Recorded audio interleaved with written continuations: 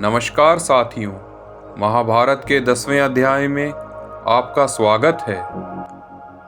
एकलव्य, कर्ण और अर्जुन की प्रतिस्पर्धा। हस्तिनापुर अब योद्धाओं की भूमि बन चुका था।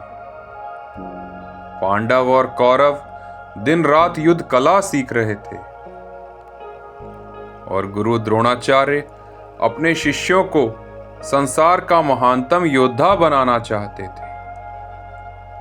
लेकिन उनके सभी शिष्यों में एक नाम सबसे अधिक चमक रहा था, अर्जुन।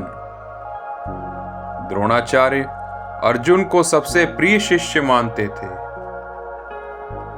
उन्होंने अर्जुन को वचन दिया था कि वह उसे संसार का सबसे महान धनुर्धर बनाएंगे। लेकिन उसी समय जंगलों में एक और बालक धनुष चलाना सीख रहा था, एकलव्य। वह निषाद राज का पुत्र था और द्रोणाचार्य को अपना गुरु मानता था। एक दिन वह हस्तिनापुर पहुंचा और द्रोणाचार्य से मिला। गुरुदेव, मुझे अपना शिष्य बना लीजिए। लेकिन द्रोणाचार्य ने उसे अस्वीकार कर दिया, क्योंकि वह राजकुमार नहीं था। एकलव्य दुखी होकर जंगल लौट गया,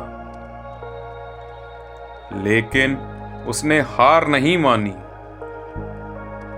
उसने मिट्टी से द्रोणाचार्य की एक मूर्ति बनाई और उसी मूर्ति को गुरु मानकर दिन रात अभ्यास करने लगा। समय बीतता गया और एकलव्य इतना महान धनुर्धर बन गया कि उसकी गति अर्जुन से भी तेज हो गई। एक दिन पांडव जंगल में गए हुए थे। तभी उनका कुत्ता अचानक भौंकने लगा। कुछ ही क्षणों में कुत्ते का मुंह बानों से भर गया। लेकिन आश्चर्य की बात यह थी कि उसे कोई चोट नहीं लगी थी। द्रोणाचार्य और अर्जुन यह देखकर चौंक गए। उन्होंने खोज शुरू की और तब उन्हें मिला एकलव्य। द्रोणाचार्य ने पूछा, तुम्हारा गुरु कौन है? एकलव्य ने झुककर उत्तर दिया, आप गुरुदेव।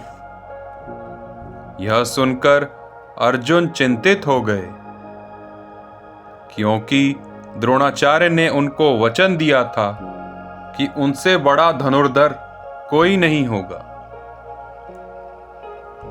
तब द्रोणाचार्य ने एकलव्य से गुरु दक्षिणा मांगी। उन्होंने कहा, यदि तुम मुझे अपना गुरु मानते हो तो मुझे अपना दाहिना अंगूठा दे दो। एक क्षण के लिए पूरा जंगल शांत हो गया, लेकिन एकलव्य ने बिना कुछ कहे अपना अंगूठा काटकर द्रोणाचार्य के चरणों में रख दिया।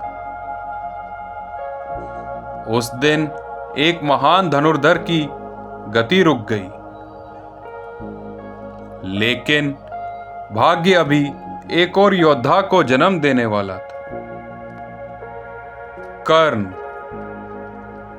कर्ण जन्म से ही असाधारण था। उसके शरीर पर दिव्य कवच और कुंडल थे, जो जन्म से ही प्राप्त हुए थे। लेकिन समाज उसे सिर्फ एक सारथी का पुत्र मानता था। फिर भी कर्ण के मन में सिर्फ एक सपना था, अर्जुन से भी महान योद्धा बनने का सपना।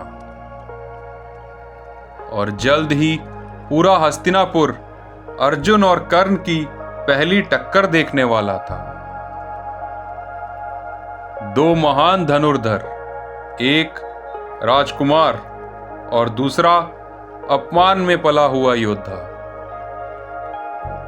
लेकिन इन दोनों की प्रतिद्वंदता एक दिन महाभारत की सबसे बड़ी आग बनेगी।